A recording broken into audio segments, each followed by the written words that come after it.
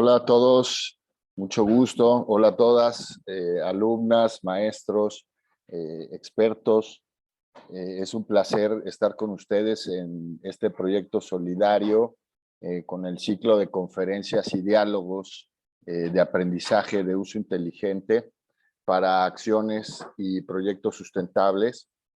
Hoy estamos hablando de un tema muy importante, un tema central a nivel mundial, la importancia del agua, en donde los alumnos y los maestros han continuado los diálogos de las primeras conferencias con el tema de educación, empleo, el control de población humana y el impacto humano a nivel mundial en todos los temas de recursos.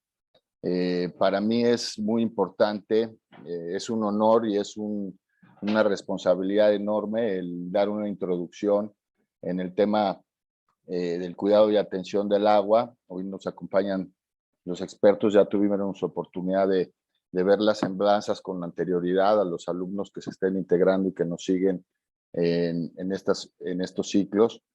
Bienvenidos el doctor Juan Pablo Ramírez, el maestro Omar Yair Durán y la doctora Erika Bustos, que también nos acompaña con el equipo de expertos de CIDETEC. Es muy interesante porque interactuamos el Tecnológico de Monterrey también con la Universidad Autónoma de Querétaro. Como introducción en el tema de agua, ya entendemos la importancia, compartimos algún contenido con ustedes y sobre todo en el recurso vital del agua, para mí es hacer una reflexión de justamente de la interacción que tiene el agua con la vida, con todos los ecosistemas terrestres, acuáticos. Ya la doctora Bustos nos hizo favor de compartir información en donde nos señala las cantidades en las que contamos con el recurso hídrico. Los invitamos aquí en el chat, yo les pongo y les comparto el hub de los grandes ecosistemas marinos de la ONU, que es una enorme plataforma que nos permite analizar en qué condiciones están los grandes ecosistemas marinos. Sabemos que solo hay un océano, sin embargo, bueno, por biodiversidad, por productividad, por conexiones entre naciones y entre territorios, se ubican 66 grandes ecosistemas marinos. En México tenemos 5, en los cuales está el Golfo de México, el Mar Caribe, el Pacífico, Centroamérica, el Pacífico Norte y el Mar de Cortés.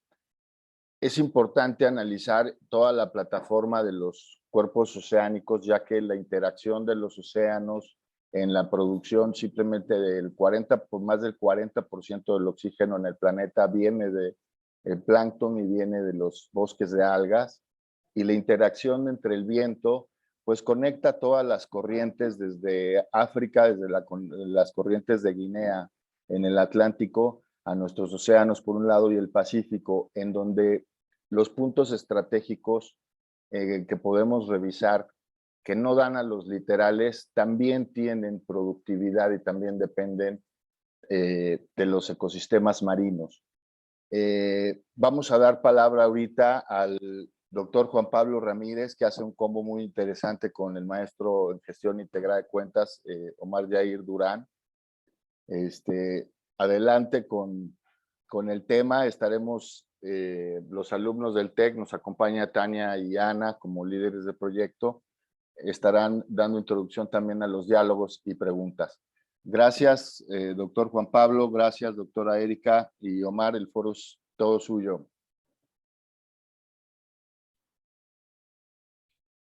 Muchas gracias. Gracias por la invitación.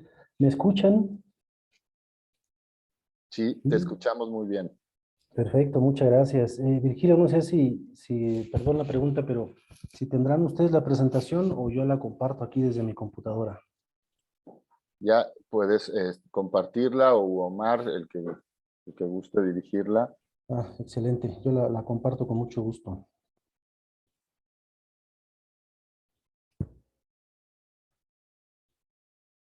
Muchas gracias.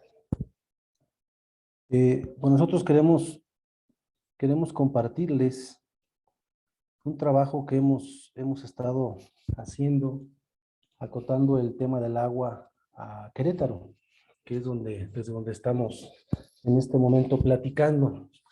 Esta es una plática que hemos armado con mucho gusto para ustedes, en colaboración con la señora Katia Recendis, con el licenciado Francisco Barrera, el maestro Omar, que lo van a escuchar, y su servidor, a través de una AC que se llama Reforestando Conciencias. Entonces, consiste pues en compartir con todos ustedes Querétaro y sus posibilidades. Y creemos que sin agua no hay nada, ¿no? Como dijo Virgilio, soporta la vida, el agua soporta la vida, el agua soporta la biodiversidad, y es gracias a la biodiversidad que todos los seres humanos podemos estar en este planeta. ¿Se ve bien la diapositiva? Sí, adelante. Perfecto. Muy bien, pues comentarles que uno de los principales retos, ya no decimos la palabra problema, mejor decimos la palabra reto. Si se me sale la palabra problema, ustedes interprétenla como reto, por favor. El reto principal es que los seres humanos actualmente, y en Querétaro no se diga, tenemos en nuestra mente el agua y asumimos que el agua sale de una llave, y el agua tiene que encargarse de limpiar y de llevarse nuestra suciedad y nuestros desechos.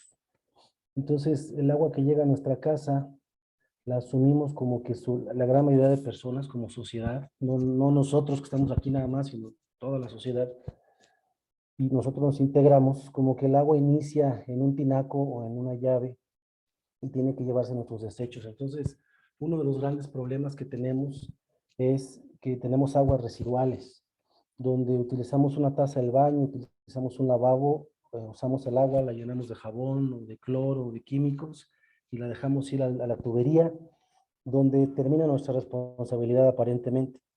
Entonces, yo les invito a cada uno de ustedes a que investiguen hacia dónde va el agua que envían por un tubo, ¿no? ¿Hacia dónde va? Porque debería ir a una planta de tratamiento, pero regularmente no sucede. Y si va a una planta de tratamiento, las plantas de tratamiento en Querétaro, menos del 40% de las aguas residuales son tratadas adecuadamente. Entonces, como sociedad estamos enviando esa agua que nosotros la ensuciamos en nuestra casa, en nuestro lugar de trabajo, la estamos enviando a un tubo. Más del 60% del agua está completamente sucia y llega a los sistemas acuáticos. Entonces, tenemos un problema muy severo en ese sentido en Querétaro. Un reto. Tenemos un reto muy severo en ese sentido. Una de las principales plantas de tratamiento se encuentra en la zona de San Pedro Mártir. Es en la parte baja de la cuenca del río Querétaro, por ahí por Santa María Magdalena. Es una planta que fue construida para tratar 700 litros por segundo, sin embargo, envía al río Querétaro 500 litros por segundo sin tratamiento alguno. Entonces tenemos unos retos muy importantes. En Querétaro, en los últimos 20 años, la mancha urbana se ha incrementado y hasta 15 veces su tamaño. Y todas esas personas necesitamos agua para vivir. Y el principal abasto de agua proviene de los mantos acuíferos, el agua subterránea y del trasvase. ¿Qué es el trasvase? Es traer agua de otras cuencas, de cientos de kilómetros o decenas de kilómetros lejos. Construimos los sistemas de transporte con tubo y traemos agua desde lejos.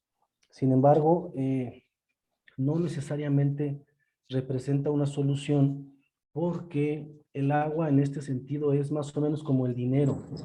Por eso abajo dice economía circular, porque el dinero nunca es suficiente cuando no se tiene una educación financiera, una cultura del dinero. Si ganamos 3 pesos, los gastamos, y si ganamos 5, los gastamos, y si ganamos 50, 500, etc. Nunca es suficiente si no tenemos una educación financiera. Por ahí me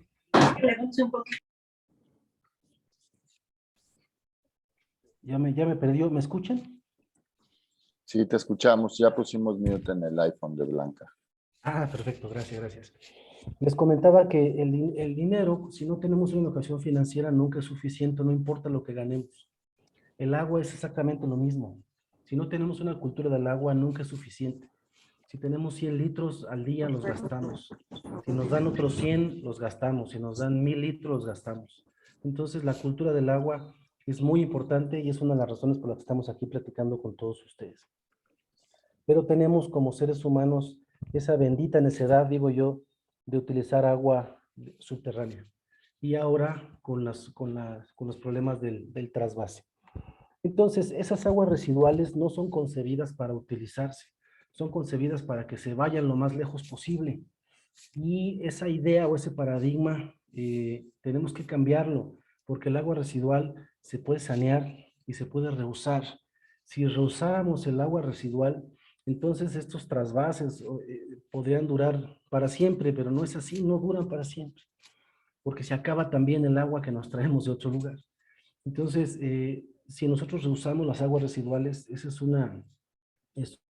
una solución muy importante porque del 100% del agua potable, 75% se utiliza para agricultura y para industria. Y el agua residual perfectamente se puede tratar y perfectamente se puede utilizar para agricultura y para industria. Y dejaríamos el agua potable exclusivamente para uso doméstico, lo cual traería tendría enormes ahorros de dinero para nuestras autoridades que nos hacen llegar el agua a la llave de nuestra casa. Por otro lado, con todo esto, la cuenca del río Querétaro ha perdido su capacidad de regulación. Y uno de los principales problemas es que la sociedad en general asume el agua como un elemento. Incluso así se publica, ¿no? El elemento agua, el elemento vital, etcétera. Sin embargo, de manera estricta, la calidad del agua no es un elemento, es un conjunto de procesos. ¿Cuáles son los procesos? Los procesos a nivel de cuenca. En el lado derecho de su pantalla tienen un dibujito. Por favor, perdón, discúlpenos el idioma que está en inglés, pero el objetivo es mencionar que ese dibujito representa una cuenca sana, donde el agua circula por todos los elementos de esa cuenca sana. Donde llueve, hay infiltración porque hay vegetación, se alimentan los mantos acuíferos, también hay ecosistemas dulceacuícolas, superficiales, etcétera. Entonces, todos esos procesos geológicos, evolutivos, ecológicos, biológicos, físicos, químicos, biogeoquímicos, todos esos procesos dan origen a la calidad del agua que los seres humanos necesitamos para vivir. Pero como seres humanos, ¿qué es lo que hemos hecho? En lugar de proteger esos procesos, pareciera que nos estamos dedicando a destruirlos. Entonces, por ejemplo, en una cuenca sana se mantiene el ciclo hidrológico y los servicios ambientales. Hay una estabilidad climática. Todo el clima, la estabilidad y la regulación climática se debe al agua, no nada más en estado líquido, sino en estado de vapor. Y estos ciclos que permiten las cuencas nos permiten tener esa agua en líquido y en vapor y disfrutar de esos servicios ecosistémicos. Se evitan inundaciones, se mantiene la diversidad de la que hablaba Virgilio, se provee calidad y cantidad de agua. Entonces la cuenca está funcionando. Pero los seres humanos pareciera que nos hemos dedicado a destruir esos procesos a nivel de cuenca. Y después sufrimos las consecuencias, porque seguimos pensando que el agua es un elemento. Y uno de las maneras que demuestra, un dato que demuestra que los seres humanos pensamos que el agua es un elemento son las plantas de tratamiento, porque asumimos que el agua está sucia, entonces sacamos el agua de ahí, la ponemos en un tubo, la metemos en una planta, la limpiamos y la aventamos al río. Eso nos hace pensar que el agua es un elemento y no es así. No es limpiar el agua no nada más se limpia y ya. Hay que conservarlos, todos los procesos de la cuenca. ¿Y qué hemos hecho nosotros? Hemos modificado los cauces, les ponemos cemento, destruimos las unidades hidromorfológicas del río, que es esa variación estructural física dentro de un río, la destruimos para ponerle piso y que el agua se vaya lo más pronto posible, pensando que de esa manera se eviten inundaciones. Sin embargo, es todo lo contrario, se provocan inundaciones. Y eso en Querétaro lo sufrimos de manera habitual. Los niveles de contaminación superan las normas porque incluso esos sistemas que se construyen fluviales para conducir el agua de lluvia y evitar inundaciones se mezclan con las aguas residuales. Entonces tenemos niveles de contaminación muy altos que imposibilitan el reuso de este tipo de sistemas y del agua que corre, ya sea por el río o por los drenes pluviales. Esta conectividad del agua superficial con el agua subterránea, lo que es el proceso de infiltración, queda completamente eliminado en las ciudades porque ponemos cemento por nuestra prioridad de no ensuciarnos los zapatos con tierra. Entonces caminamos en el cemento porque es sinónimo de confort, sinónimo de calidad de vida. Si no nos ensuciamos con tierra, entonces tenemos calidad de vida. Eso es lo que dice INEGI en los indicadores de marginación. Si no tenemos una taza de baño, un sanitario inodoro, entonces somos personas marginadas. Mientras más contaminemos, mientras más aventemos esta agua de drenaje a los cuerpos de agua, somos más somos más fifís, ¿no? Tenemos una buena condición de vida. Y esas ideas tenemos que comenzar a cambiarlas.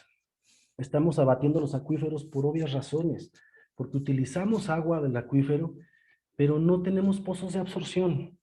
Y las actividades humanas no permiten, como le ponemos cemento, hacemos impermeable la superficie, no permitimos esa infiltración, entonces el acuífero se abate y tenemos que traer agua de lejos. Pero debemos comprender que no es necesariamente la solución. Traer agua de lejos es una solución, claro que sí, porque hay una demanda social.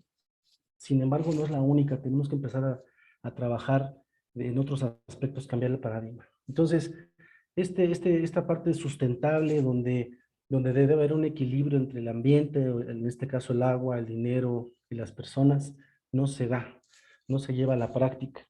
Se piensa de una manera lineal, donde es exclusivamente limpiar el agua y ya está.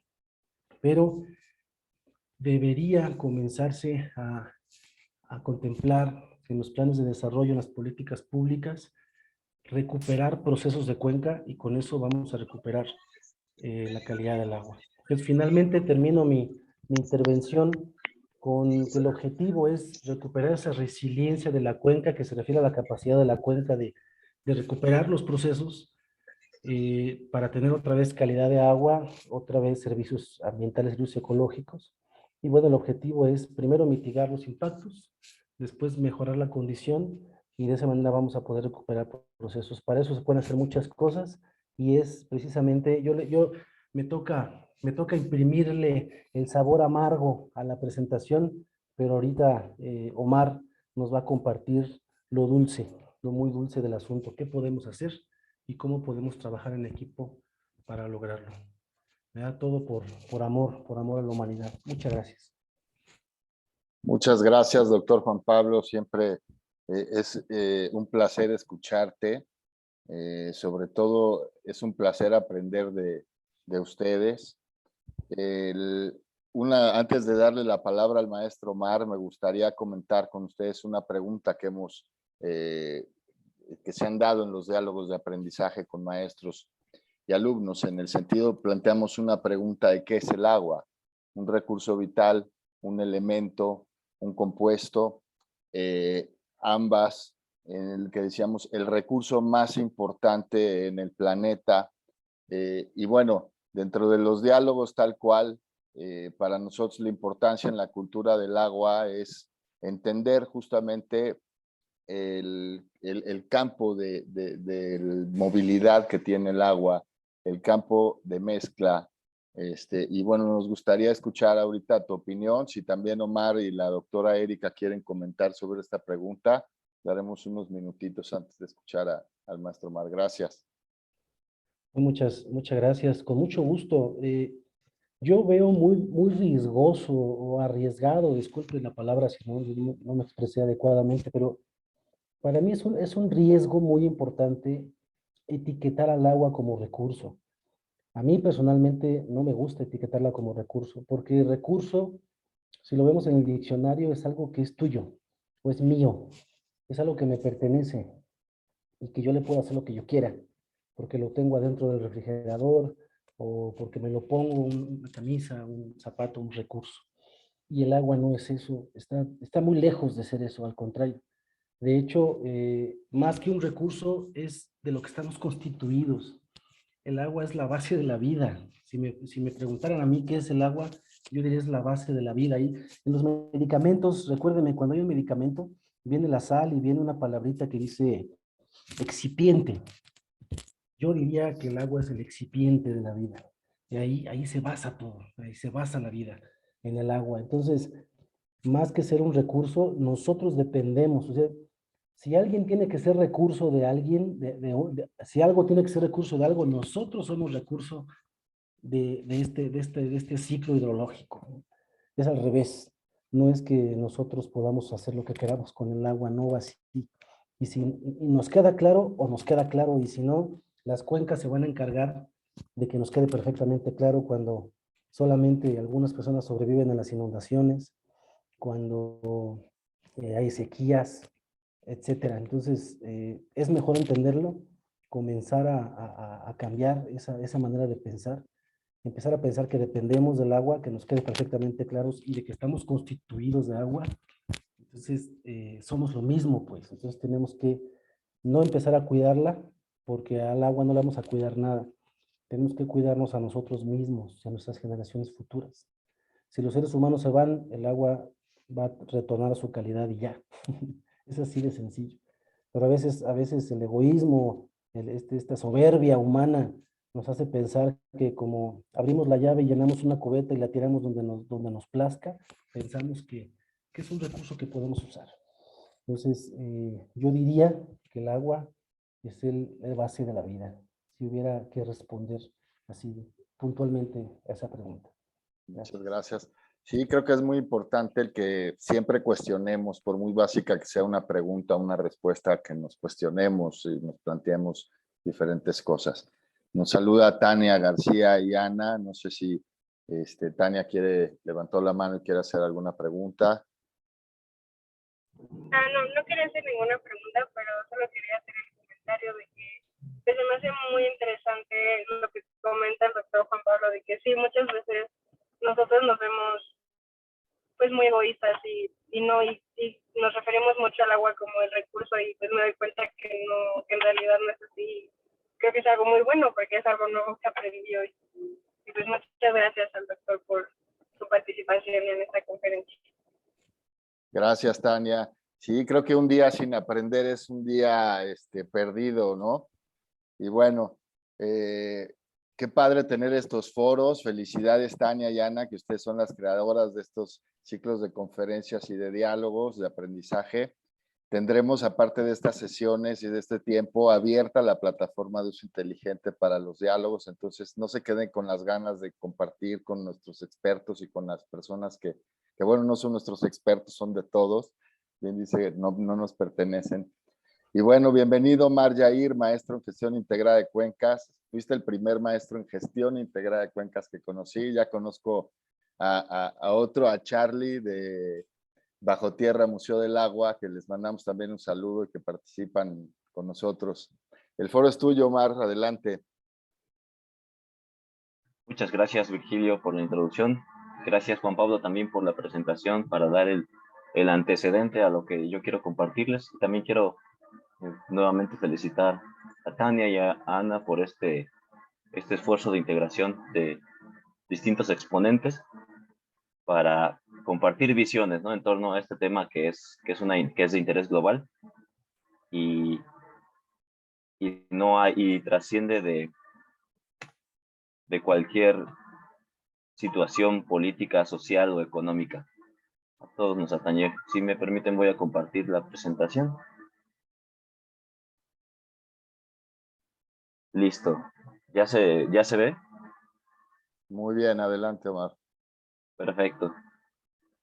Pues como lo comentaba el doctor Juan Pablo muy elocuentemente, tenemos que reconocer que nuestra propia existencia es el resultado de múltiples procesos, así como los bienes y servicios y recursos y como queramos denominar que nosotros obtenemos de los sistemas naturales a los cuales nosotros también formamos parte, es clave para poder integrarnos ahí, identificarnos con estos procesos para poder trabajar a favor de los mismos y no en su contra, y no terminar realizando acciones como las que nos comentó el doctor Juan Pablo, que parece que nos estamos empecinando en afectar estos procesos naturales, en interrumpir estos ciclos naturales. Pareciera que ese es nuestro objetivo, y no entonces quiere decir que no hemos entendido nuestro lugar en el ecosistema, en un socioecosistema. Somos un elemento clave también, una especie más que también afecta a los ciclos, interviene con otras especies y se relaciona con todos estos ciclos. No hemos entendido que somos parte de, y creemos que nuestro grado de estudios, que ya soy maestro en gestión integrada de cuencas, entonces voy a poder manejar las cuencas como yo quiera para mi beneficio. Cuando no, al contrario, yo tuve el privilegio de tener esta formación y, y darme cuenta de que más bien nosotros tenemos que adaptarnos a estos ciclos y no adaptar los ciclos naturales a nuestro estilo de vida y a nuestro desarrollo humano. También les quiero compartir, si me lo permiten, que parte de mi interés en este tema creo que se relaciona mucho con otro privilegio que yo tuve, que fue el de crecer y nacer y crecer en la Reserva de la Biosfera en la Sierra Gorda, en el municipio de Jalpan de Serra, rodeado de monte, rodeado de gente que conoce su territorio, que se apropia de sus tierras, que conoce los ciclos naturales, que depende de ellos para producir sus alimentos, para producir sus bienes, que obtiene servicios y bienes directamente del monte, y donde los ríos eran un elemento clave en el desarrollo en este caso, de mi infancia, de mi adolescencia. Eran elementos de integración familiar, eran elementos de belleza escénica, que nos permitían disfrutar grandes momentos con tu familia y con tus amigos, que yo al llegar a la ciudad de Querétaro, pues digo, bueno, aquí no existe tal cosa. Y me preguntan en algún momento, cuando voy llegando, dicen, por alguna razón me dan la referencia del río Querétaro. Yo me extraño y les digo, ¿cuál río? Aquí no hay ríos, ¿no? Yo no he visto ningún río, porque mi referente es justamente un río que funciona de forma natural, un río conservado, un río sano. Entonces, cuando me dicen, es que esto que pasa por la universidad es el río Querétaro, yo dije, eso no es un río, eso es un drenaje. Entonces, quería yo compartirles que quiero, Sí, parte de mi interés es que justamente las generaciones futuras y las personas que viven en las zonas urbanas pueden tener el mismo privilegio que yo tuve, que es de contar con un río sano y no con drenajes que atraviesan sus casas y sus ciudades. Como les comentaba el doctor Juan Pablo, ya para entrar en materia, lo que tenemos que recuperar son esos procesos de las cuencas. Tenemos que mitigar los impactos que estamos ocasionando y mejorar la condición para llevarnos a esto, a recuperar los procesos. Hay algo bien interesante porque las tecnologías y las alternativas para, en este caso, tratar el agua, sanear el agua, para recuperar los procesos de la cuenca, que es captar el agua, que es almacenarla, que es detenerla, es infiltrarla y es recuperar su calidad. Ya existen las diferentes tecnologías y aproximaciones para hacerlo. Entonces, ¿por qué no lo hemos logrado? Esa es la verdadera pregunta. Aquí yo les voy a compartir algunas de estas acciones. No pretendo darles una descripción detallada de cada una de ellas. Para eso está toda la información disponible, se pueden acercar después, pero sí quiero detonar en ustedes que se den cuenta de todas estas alternativas que tenemos, que empecemos a imaginar con creatividad escenarios alternativos, dejar de hacer las cosas tomando el valor por omisión.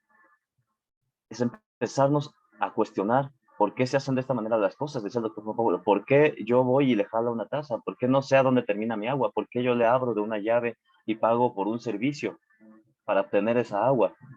¿Por qué ocurre así y qué alternativas tengo? Tenemos que detonar esa imaginación. Los jóvenes son justamente no el futuro, sino el ahora de justamente implementar estas alternativas, de escenarios futuros alternativos, justamente pensando en la sustentabilidad, el desarrollo económico, el beneficio social y ambiental también. Yo también me voy a compartir que parte en Querétaro lo que hemos identificado como esos retos, esas áreas de oportunidad, es justamente regular todas estas plantas de tratamiento de aguas residuales que ya existen, porque si no son justamente, como lo llaman ahí, ¿no? Elefantes grises, son obras que se han construido pero que ya no cumplen su función. De hecho, aquí me voy a permitir algo que me gusta comentar, que es que el tratamiento de aguas residuales se ha transformado en un negocio de construcción de plantas de tratamiento, no de tratamiento de aguas residuales. No sé si me doy a entender. El punto aquí se ha transformado en construir una planta, no en tratar el agua. No importa cuántos litros por segundo esté tratando, no importa la calidad que esté arrojando, ni cuánto tiempo va a operar eficientemente. Lo importante es que ya se construyó, se cumplió el objetivo y entonces cumplimos nuestros objetivos de plan de desarrollo. No va por ahí. Lo que debemos de cuantificar como un verdadero resultado es la cantidad de agua que se está tratando y que se está reutilizando, porque entonces tiene la calidad suficiente. También no es la única manera de tratar esa agua, de recuperar la calidad que tenía antes de que nosotros la usáramos. Hay diversos sistemas alternativos, como por ejemplo, por mencionar uno de ellos, puede ser los humedales. Cada sistema diferente tiene sus ventajas y sus desventajas. Tenemos que contextualizarlos, tenemos que tener un diagnóstico del territorio en el que estamos para ver qué tecnologías, qué alternativas son las más eficientes. Algunas son más costosas, pero más tecnológicas, más eficientes. Algunas son menos costosas, de menor mantenimiento, pero demandan más espacio, como es el caso de los humedales. Pero todas ellas funcionan. Así que tenemos que dejar de casarnos con una sola alternativa para el tratamiento y el saneamiento de las aguas residuales y justamente plantear estos escenarios alternativos y sistemas de tratamiento biológico de las aguas superficiales. Los ríos de forma natural ya tienen una capacidad de autodepuración. De forma natural reciben materia orgánica y están diseñados de esa manera para tratar esa materia orgánica, incorporarla a nuevos sistemas. Recordemos que en los sistemas naturales no existe el concepto de desecho, siempre es reintegrado de una u otra manera. Entonces podemos utilizar esa virtud o cualidad de los ríos, en este caso ríos y arroyos y lagos y manantiales, para potenciar esos procesos ecosistémicos para recuperar la calidad del agua. Entonces podemos aprovechar de esas plataformas que nos da la naturaleza, que nos enseña cómo manejar y cómo tratar estas aguas residuales. El tratamiento y la infiltración del agua de lluvia. La Environmental Protection Agency argumenta que el stormwater o el agua de lluvia en las ciudades es uno de los principales contaminantes también de los cuerpos de agua, ríos y lagos, etcétera, porque arrastra justamente en estas zonas que han sido impermeabilizadas, arrastra múltiples sedimentos, arrastra contaminantes como aceites, residuos sólidos, arrastra heces fecales de animales muertos, una infinidad de contaminantes que arrastra y que llegan directamente a los sistemas acuáticos, porque ya perdieron esa vegetación que cumple la función de un filtro natural, de un filtro biológico, y en especial la vegetación que se encuentra al lado de los ríos, que es la vegetación de ribera, o algunos comentan vegetación riparia, que actúa como un amortiguador de los impactos que vienen de las escorrentías de agua de monte arriba. Para ello hay distintas estrategias, como por ejemplo bioswales o trampas de basura en los drenes, sistemas de biofiltrado naturales, biotopos, que perfectamente se pueden integrar con un diseño urbano que ayude también a la mejora en la calidad de vida de los habitantes.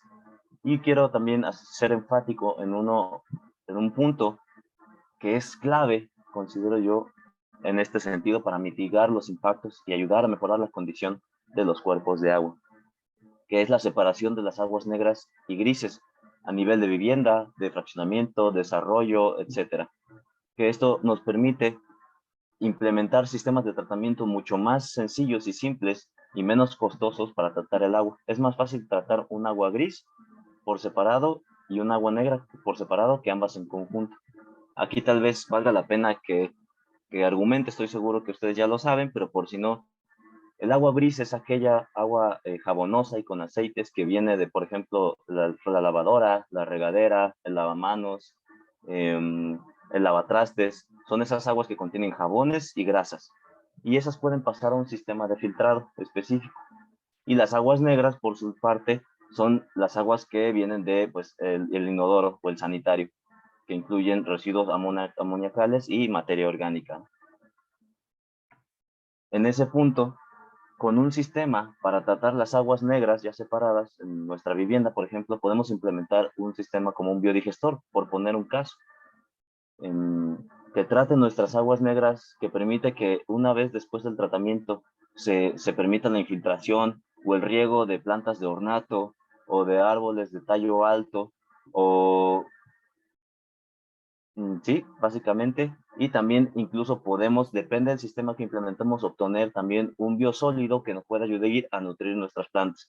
Pero si a ti no te interesa andar manejando el biosólido, no te preocupes, hay sistemas cerrados que no requieren de este manejo. Entonces, por el otro lado, las aguas grises que les comentaba, si pueden pasar a un tren de filtrado, a un biofiltro que utiliza una trampa de grasas, distintos sustratos y la cualidad de la vegetación de biofiltrar, que a través de sus raíces absorben nutrientes y de los consorcios microbianos que tiene asociados a las raíces nos ayuda a depurar esta agua y nos otorga un agua con una calidad suficiente para reutilizarla en, por ejemplo, cualquier aspecto de lavado, en riego incluso de hortalizas, etcétera. Y si agregamos un sistema de filtrado adicional sencillo que nos ayude a garantizar que vienen libres de patógenos, ya sea como luz ultravioleta, que tal vez es costoso, o un filtro de carbón activado, que ya sea que se reemplace periódicamente o se le agregue un complemento de electricidad para que sea autolimpiable, podemos reutilizar ese recurso e incluso reincorporarlo a nuestro sistema de abastecimiento de la vivienda. Lo que comentaba Juan Pablo también, hemos impermeabilizado gran parte de la cuenca.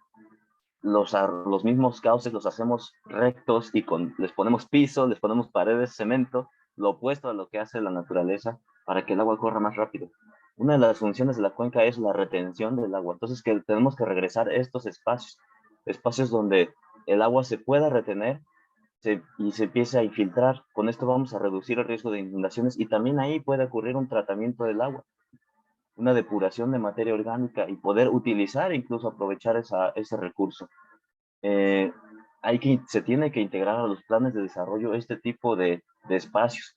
Y a veces, aunque ya estemos, que parezca que es complejo, siempre hay maneras de incluir este tipo de alternativas.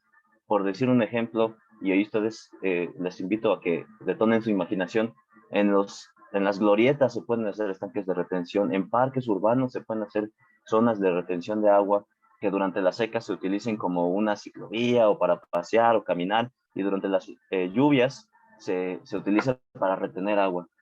Y evidentemente... Perdón, Omar, que te interrumpa. Vamos a tener que cerrar esta sesión. Nos queda menos de un minuto. Perfecto. Entonces, No te preocupes. volvemos a iniciar. Vamos a continuar justo con este tema.